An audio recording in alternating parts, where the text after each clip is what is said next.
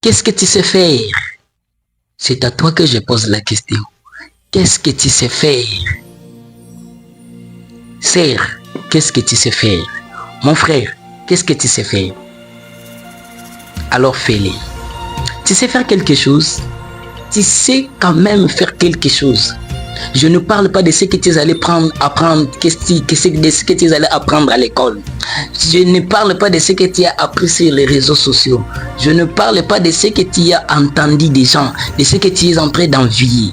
Je parle de ce que tu sais faire avant même que tu ne viennes. Ce que tu faisais là, tu étais encore enfant, mais tu faisais ça. C'est quoi?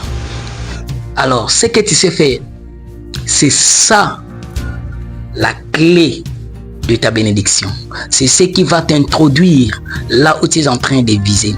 Dieu ne peut jamais te promettre de te donner une royauté s'il n'a pas une opportunité, s'il n'a pas une guitare. Dieu sait que David doit entrer à la royauté. Il lui donne d'abord une guitare et une voix pour chanter. C'est au travers de ça que tu dois entrer. Bien-aimé, tu sais faire quelque chose, tu as un talent, c'est ce que j'appelle talent, qu'on appelle en hébreu charismata. Tu as de talent, c'est par cela que le Seigneur Dieu va te donner l'accès dans ton couloir, dans ton terminus. Alors, c'est le message même c'est le thème de ces messages. Alors, écoutez, nous allons développer ça. Alors, pour cela, j'aimerais lire avec vous un petit texte un peu long, de quelques versets, mais je lis ça, j'utilise la version pardon, Bible français courant. J'utilise la version Bible français courant parce que là, le français est un peu moderne et puis c'est vraiment un peu clair. Alors, je veux que vraiment tu lises avec moi. Tu peux lire même avec Louis Ségon, il n'y a pas de problème. Mais nous allons utiliser cette version et nous allons essayer de comprendre quelque chose. Nous sommes dans les textes de Genèse, chapitre 41, 8 à 14. Genèse chapitre 41, 8 à 14. Nous allons vraiment lire rapidement. Nous allons juste lire pour essayer de comprendre quelque chose. Amen. Alors lisons. Je lis au nom de Jésus. Dès qu'il fit jour, le Pharaon, tout inquiet, fit appeler tous les devins et les sages d'Égypte. Il les raconta ce qu'il avait rêvé, mais personne ne put lui dire ce que cela signifiait. Verset 9.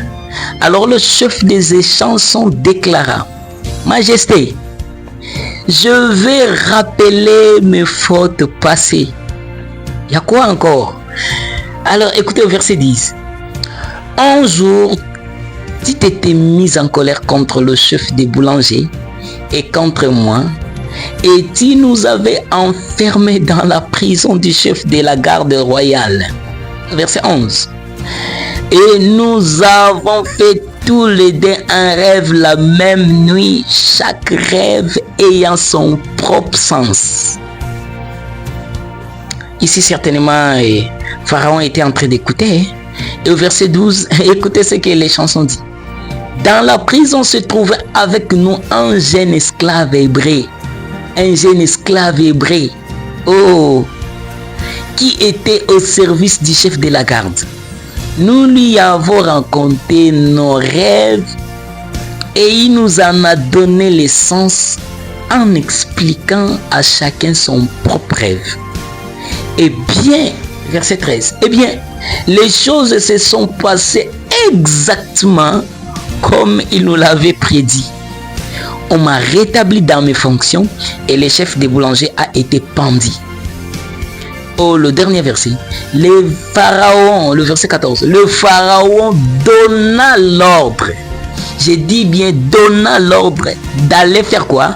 D'aller chercher Joseph. On courit donc. On courit. Ah, je ne sais pas combien de personnes on avait ordonné, mais certainement c'était des soldats. On courit donc les tirer de sa prison. Les tirer de sa prison. On les rasa, puis il changea de vêtements et vint se présenter devant le roi. Bien-aimé, est-ce que vous avez compris cette histoire? C'est l'histoire de Joseph. Joseph vendit et on l'a vendu il a été racheté chez Potiphar. Chez Potiphar, il a fait de merveilles. Chez Potiphar, il a géré. Et d'ailleurs, Potiphar lui a remis tout l'argent. Et il a été tenté là-bas. Mais il a dit non, moi je ne sais pas faire la sexualité. Moi je sais seulement gérer l'argent d'autrui. Je ne sais pas coucher les femmes d'autrui. Il a dit moi je sais seulement gérer. Et il a été emprisonné. Plus de 2 ans. Il est en prison. Et il a interprété un songe. Et les 2 personnes, il a interprété un songe d'une personne qui l'a dit ne m'oublie pas. Mais malheureusement la personne avait oublié. 2 ans après, Pharaon a un songe. Et personne ne peut expliquer les songes.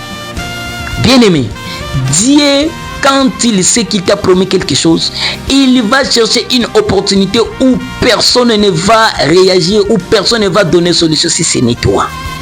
Oui, c'est comme ça que Dieu fonctionne.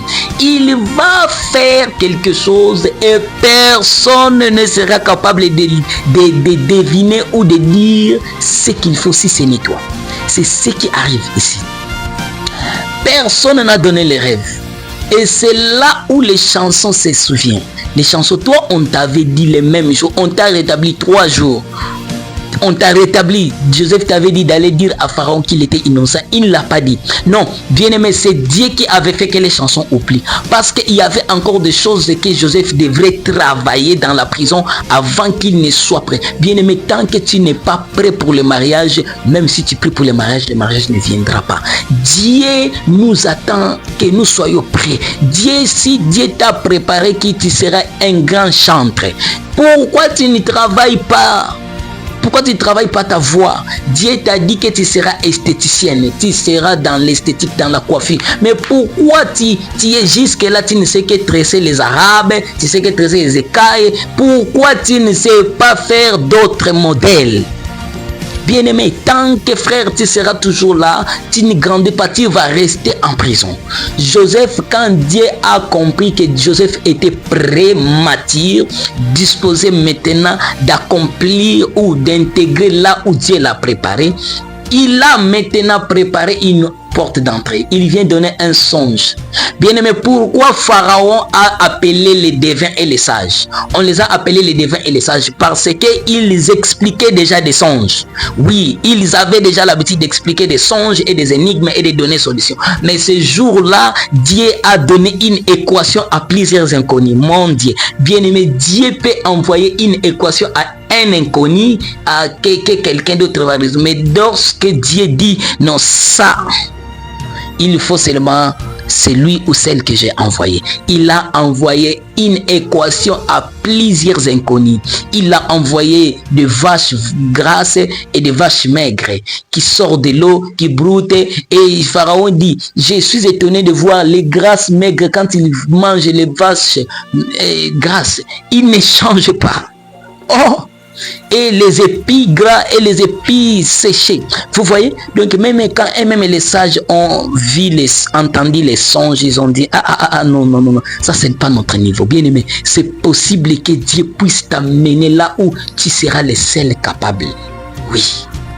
Et ça les mélailles, que Dieu fasse ça, que Dieu les fasse pour toi, que Dieu les fasse pour ta vie bien-aimée, que Dieu vraiment ouvre une porte où la seule personne capable d'y entrer c'est toi. Même quand les gens vont voir c'est impossible d'entrer, toi tu vas entrer. Amen. Le pharaon a dit non, allez me chercher ce Joseph. Allez me chercher ce Joseph. Et la première des choses, on a couru. Et regardez, on l'a rasé. On l'a changé de vêtements. Bien aimé, je crois qu'il est possible que ça t'arrive aussi en cette saison. Que Dieu fasse une opportunité et que tu accèdes là où personne n'avait imaginé. Amen. Alors, regardez. Je vais conclure mon message. C'est vraiment très court. Mais regardez quelques vérités. Il y a 3 potentialités que j'ai découvertes dans la vie de Joseph, malgré qu'il était en prison. Mais il a gardé ça. Bien-aimé, il y a des choses que tu dois garder même quand tu souffres. C'est pourquoi Romain pourrait dire, qui nous séparera de l'amour de Dieu?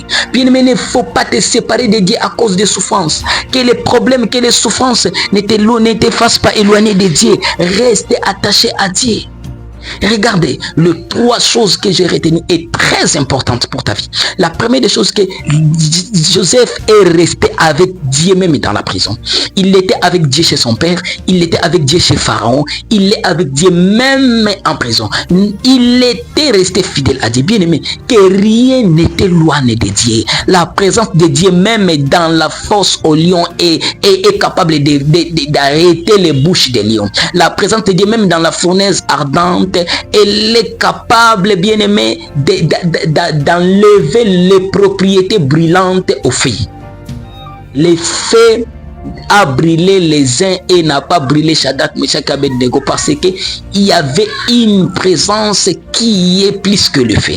Quelqu'un est en train de me comprendre? Frères et sœurs, il ne faut pas abandonner Dieu. Joseph était toujours avec Dieu. Il était toujours fidèle. Bien aimé, même quand tu pleures, reste avec Dieu. Ne va pas chercher des fétiches. Ne va pas à gauche, à droite à cause de ce que tu ne vois pas. La deuxième des choses que je vis dans la vie de Pharaon, dans la vie de Joseph, c'est qu'il a travaillé et toujours gardé son don des songes. Pharaon, mon Dieu, pourquoi je parle toujours de Pharaon? Joseph savait qu'il avait les dons spirituels. Bien aimé, les dons spirituels. Qu'est-ce que le Saint-Esprit t'a donné comme don? Les dons spirituels, Joseph en avait. Il avait les dons des songes. Il rêvait beaucoup. C'est pourquoi vous allez voir que dans la maison de son père, il rêvait beaucoup. Il avait des songes qui ont fait qu'il puisse être vendu. Mais ce que je vois, c'est que dans la maison de son père, Joseph avait des songes, mais ne savait pas interpréter. Est-ce que quelqu'un est d'accord avec moi? Lorsque Joseph raconte les premiers songes, ce sont ses frères qui disent, tu vas régner sur nous. Lorsqu'il rencontre le deuxième songe, c'est son père, il dit, toi tu crois que moi, ta mère et tes frères viendront se prosterner auprès de toi. Mais je n'ai pas vu quelque part Joseph interpréter les songes. Donc pour dire qu'au départ, il avait les dons des songes, mais je le vois ici, Joseph développait les dons. Bien aimé, les dons que Dieu te donne, il faut le multiplier, il faut l'aiguiser. Quand Jésus donne la parabole des talents, il dit il donne 5 talents, 2 talents et 1 talent. C'est à toi de multiplier que ça devienne 10. Ah, quelqu'un comprend?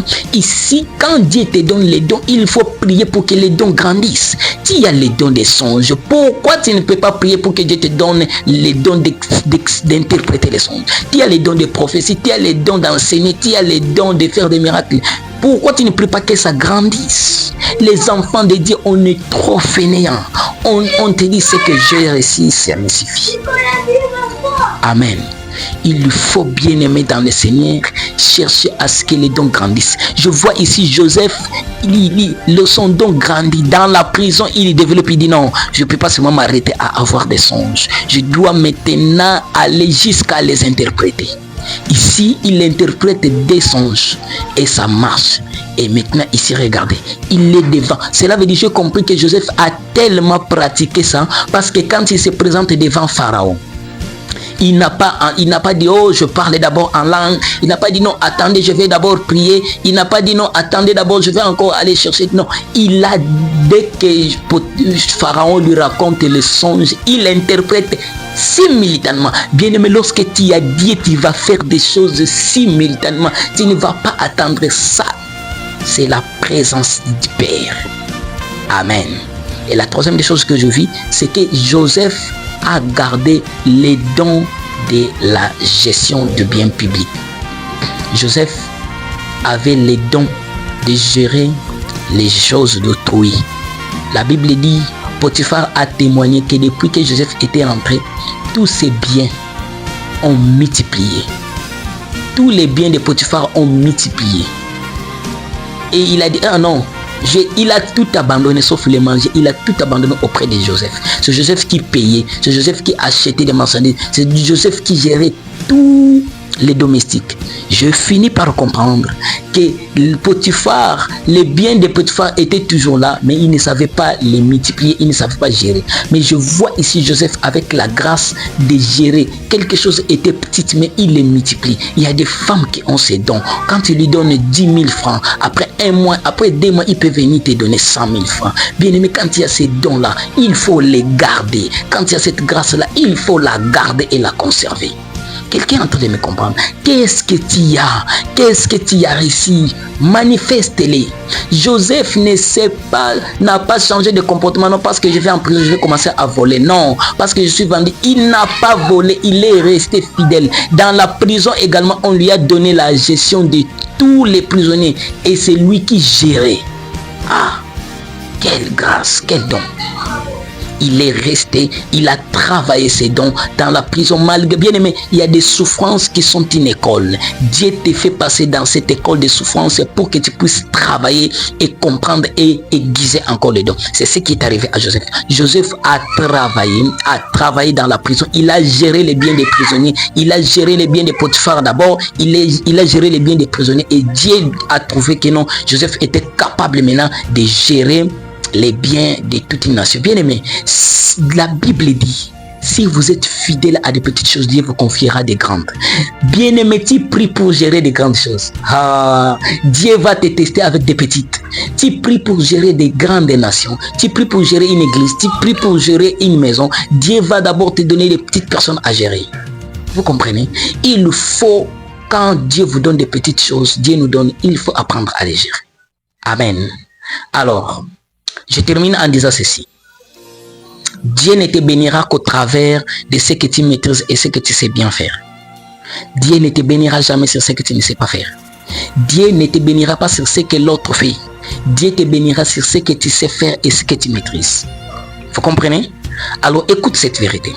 Les hommes ne te cherchent pas pour ce qu'ils ont. Les hommes te cherchent pour ce qu'ils cherchent. Quand les hommes savent que ce qu'ils cherchent, il y en a, on viendra te chercher même quand tu es dans la prison. On est allé chercher Joseph parce qu'il était en prison. On est allé chercher David. Il jouait sa guitare en brousse, mais on a dit non. Le type des esprits qui se trouvent dans la vie de Saoul, la seule personne capable, c'est qu'un chantre. Il y avait un chantre qu'on connaît, il y a un chantre qu'on connaît au nom de David. Il les met dans la brousse. On a envoyé des gens pour aller les chercher. Bien-aimé, tu sais chanter, tu sais danser, tu sais jouer au foot. Multiplie ces dons. Non, c'est seulement chez nous, on dit que non. Un joueur ne peut pas être chrétien quand quelqu'un... Non papa, si tu mets au monde un enfant qui dit qu'il a la passion de foot, même si tu es pasteur, laisse l'enfant aller jouer au foot. C'est possible que tu sois chrétien joueur et reconnu international, reconnu partout dans le monde. C'est possible d'être politicien et rester avec Jésus. C'est possible. Comment Daniel a pu travailler dans plus de 3 gouvernements, mais il est resté ministre, mais chrétien? Pourquoi c'est seulement nous? Non, la politique, ce n'est pas pour nous les chrétiens. Non, c'est pour nous tous. Quelqu'un comprend? Les hommes te chercheront parce qu'ils savent que ce qu'ils cherchent, il y en a. Amen. Et deuxième vérité que j'aimerais encore partager, c'est que la meilleure façon de dominer le monde, la meilleure façon de dominer, c'est de nous proposer ce qu'on n'a pas. Si tu veux dominer sur nous, oh, ce n'est pas le fétiche. Propose-nous seulement ce que nous n'avons pas. Si tu as ce qu'on n'a pas, bien aimé, tu vas faire de nous ce que tu voudras. Tu vas modifier les prix. Tu vas augmenter. Tu vas diminuer la taille. Pourquoi? Parce que tu as ce qu'on n'a pas. Dès que tu as ce qu'on n'a pas, bien aimé, on va venir. On quittait de Canaan jusqu'en Égypte pour venir chercher le blé. Pourquoi? Parce que le seul pays qui avait le blé et qui avait compris ça, c'était l'Égypte. Tu comprends? Tu veux dominer sur nous, tu veux dominer sur les gens. Cherche seulement ce qu'ils n'ont pas. Tu vas dominer sur eux. Alors, ce que tu considères comme rien, ce que tu considères comme inutile, c'est de ça que Dieu se servira pour t'amener là où il a prévu t'amener. Ce que toi tu vois que c'est inutile, ce n'est pas grave. Moi, la tresser les cheveux, les maléois, aller préparer au coin, aller vendre de l'eau, aller commencer une petite affaire. Moi, je dois être un banquier. Ah, toi tu veux être un banquier? Tu connais celui qui a commencé la banque, il a commencé avec combien? Bien-aimé, c'est pas le moindre que tu as. Ce que tu considères comme rien, c'est par ça que Dieu va utiliser pour t'amener là où il veut t'amener.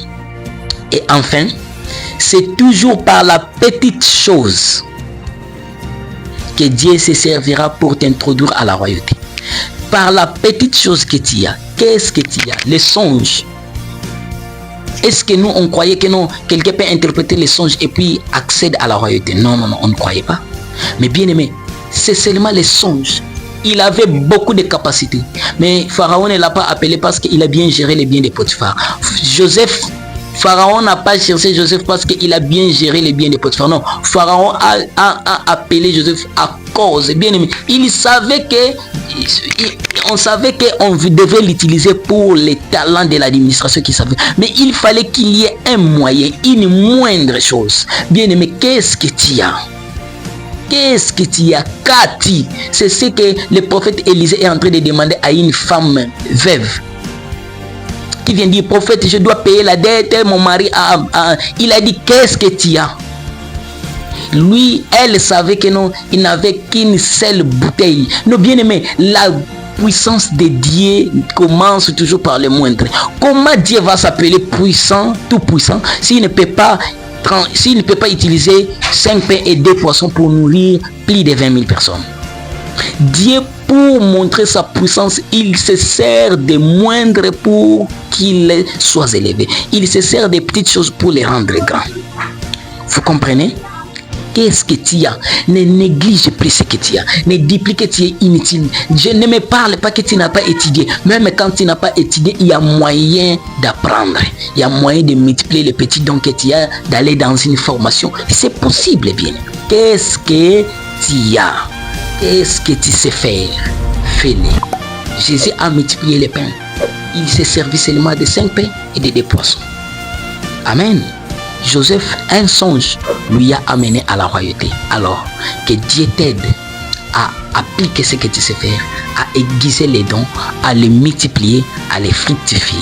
Et Dieu va accomplir sa promesse dans ta vie parce qu'elle est certaine. Que Dieu vous bénisse. Soyez bénis. Merci. Ciao.